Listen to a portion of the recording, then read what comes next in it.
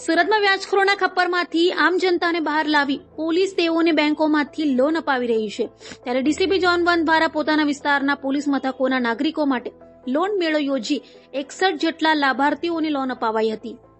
Surat police commissioner Anupamsinh Gehlot તથા ખાસ police commissioner sector 1 Wabang જામીન અને નાયબ police commissioner zone 1 Alok Kumar તથા મદદનીશ police commissioner B division PK Patel તથા મદદનીશ police commissioner A division VA Patel દ્વારા નાગરિકો ઊંચા વ્યાજદરના ચક્કરમાં ફસાય નહીં અને વ્યાજની આવતી ફરિયાદ કે અરજીઓમાં ત્વરિત કાર્યવાહી કરવા સાથે વ્યાજખોરો વિરુદ્ધ ઝુંબેશ ચલાવી સખતમાં સખત કાર્યવાહી કરવા અપાયેલી સૂચનાના આધારે ઝોન 1 માં આવતા વરાછા, કાપોદ્રા, સરથાણા, પુણા, સારોલી અને લસકાણા પોલીસ મથકના પીઆઈ દ્વારા અંગત રસ દાખવી પોલીસ સ્ટેશન વિસ્તારના નાગરિકોનો સંપર્ક કરી વ્યાજખોરો વિરુદ્ધ અભિયાન ચલાવી લોકોમાં જાગૃતિ લાવી પોલીસ કમિશનર અનુપમસિંહ ગેહલોતની અધ્યક્ષતામાં વરાછા મિની બજાર સરદાર પટેલ સ્મૃતિ ભવન હોલ ખાતે વ્યાજનું વાવાઝોડું નાટક ચલાવીને વ્યાજખોરો વિરુદ્ધ અભિયાન ચલાવી લોકોમાં જાગૃતિ લવાઈ હતી, જેમાં 1000 જેટલા નાગરિકોએ ભાગ લીધો હતો। તો ત્યારબાદ 61 જેટલા લાભાર્થીઓને ધટસુટેક્સ કોઓપરેટિવ બેંકમાંથી 52,25,000ની લોન અપાવી હતી।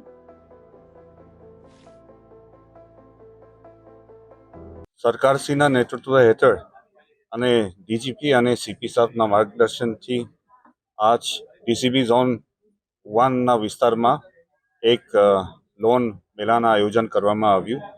આ પોલીસ ડિપાર્ટમેન્ટના જે વ્યાજખોરોના વિરુદ્ધમાં જે અભિયાન ચાલી રહી છે, આ અભિયાનને વેગ આપવા માટે આ પ્રોગ્રામ આયોજન કરવામાં આવ્યું છે। પ્રોગ્રામ દરમિયાન સુટેક્સ બેંક દ્વારા 52 લાભાર્થીઓને 61 લાખના લોન વિતરણ કરવામાં આવ્યું હતા। આ પ્રોગ્રામમાં સંકલન કરવા માટે મહાકાલી એજ્યુકેશન ટ્રસ્ટ તરફથી ખૂબ જ મોટું ફાળો આપવામાં આવ્યું હતું।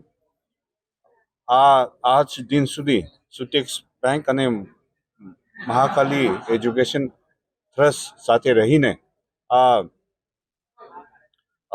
ચોથા વખત આ પ્રકારની પ્રોગ્રામ કરવામાં આવેલ છે અને અત્યાર સુધી સુરત સિટીના 4 ઝોન કવર કરવામાં આવેલ છે। આવતા દિવસોમાં બાકી જે 2 ઝોન બાકી છે, આ 2 ઝોનમાં પણ આ પ્રકારની લોન મેળા કરવામાં આવશે। Thank you.